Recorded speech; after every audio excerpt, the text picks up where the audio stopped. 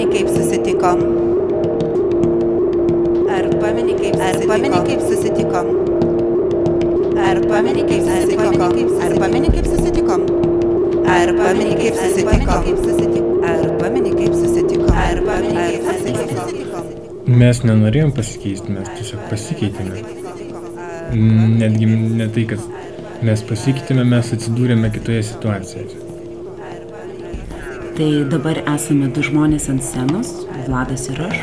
Labai įdomus muzikinis sąstatas, visiškai minimalus, tačiau tikiuosi nemažiau įdomus. Taip pat liko mūsų vaizdo menininkas Simas Gineika, kuris dalyvaus ne visose koncertuose, tačiau irgi paruoš naujų vaizdų tolimesniai ateičiai. Ir taip pat yra nematomų žmonių, angelų, globėjų, kurie padeda grupėje Avaspų.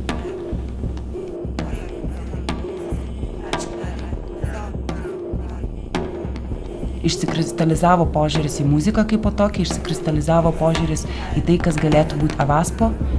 Ir supratom, kad tam ribų nėra, visą laiką reikia keistis, judėti, eiti prieki.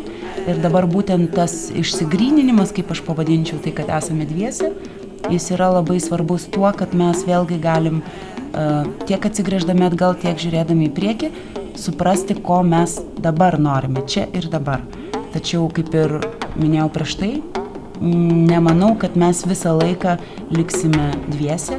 Galbūt po šito švaros periodo, minimalaus periodo vėl norėsis, nežinau, psichodelinio siautulio arba kažkokių kitų muzikantų, taip kad esam atviri.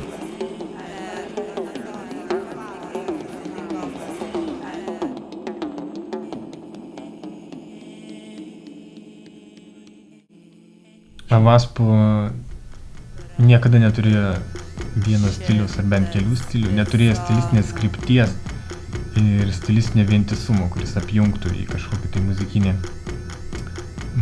kažkokią kryptį ir būtų aiški galbūt koncepcija. Pas mus dažniausiai vyraudavo tokia stichiška eklektika, kurioje klausytojas, nežinau kaip, bet sugebėdavo atsirinkti savo įdomius dalykus, įdomias kompozicijas, idėjas.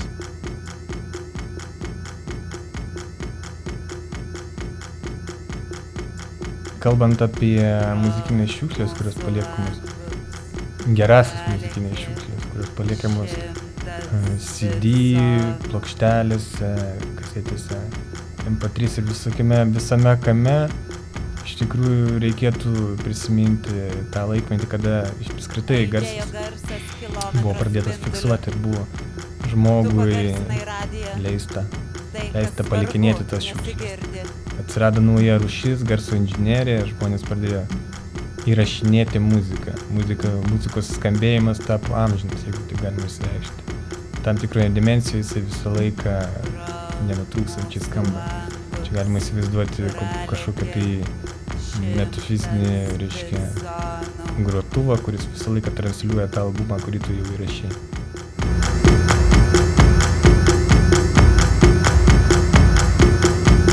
9 žirafos, 11 tigrų, 8 dinozaurai. Skilo grindis pusiau, padalino svetainę.